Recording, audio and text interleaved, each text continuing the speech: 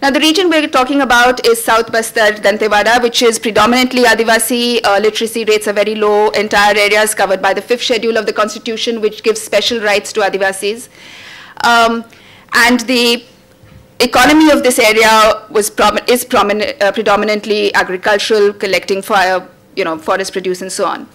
Now, I've cutting this short, so I'm not going into all the reasons why the Maoists found a foothold, but if you look at the main reasons why they've been active in this area, it's because of land, forest, and police. Because Forest Department harassed people. Recently, both the Chhattisgarh and Jharkhand government closed 1 lakh cases against people for minor things like collecting firewood, collecting other things in the forest when they should, and so on. And in the meantime, there is this sense of injustice because large-scale violations by the timber mafia or violations by industry actually go unchecked. For instance, SR has cut a huge swath of forest around its pipeline, which has not been sanctioned. The responses the government hasn't taken is to implement the Constitution, especially the provisions of the 5th schedule, and instead land is being forcibly acquired. Now, those are two, and they've taken a militarist path.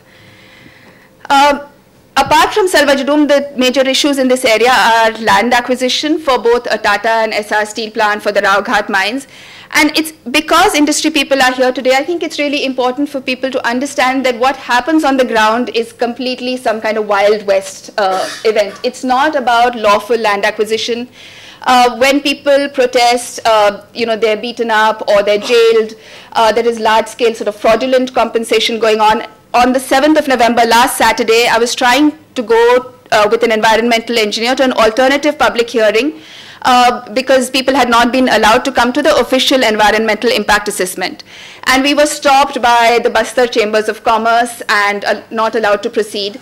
And they said things like, Adivasis are ignorant, if 100 people must die, then so be it. This is beyond, you should come and see what happens on the ground in the name of land acquisition.